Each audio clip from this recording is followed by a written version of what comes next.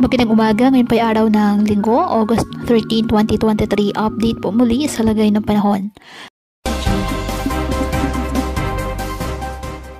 Southwest monsoon o habagat pa rin ang nakakaapekto ngayon sa ating bansa ayon sa Pag-asa.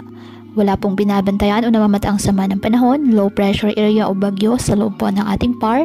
Ngunit ngayong buwan po ng Agosto ayon sa Pag-asa, 2 hanggang 3 bagyo o ang maaring pumasok at mabuo sa loob ng ating PAR. At ayon sa Pag-asa, hindi nalalayo sa naging track ng mga nagdaang bagyong Egay at Falcon ang magiging galaw po ng mga susunod na bagyo. May posibilidad itong tumama o maglandfall sa Northern Luzon. Kung hindi man po, pwede rin itong palakasin ang habagat na magdala naman ng mga pag-ulan.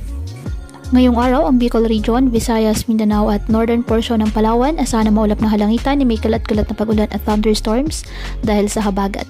At ang Metro Manila at nalalabing bahagi ng Luzon, bahagyang maulap hanggang sa maulap na halangitan with isolated rain showers or thunderstorms dahil sa southwest monsoon at localized thunderstorms.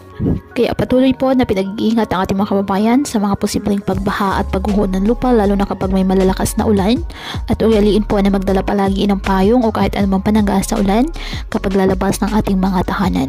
At yan po muna ang update sa lagay ng panahon ngayong araw. Muli patuloy po tayo na mag-ingat at palaging tandaan, God loves you. Stay safe and God bless po.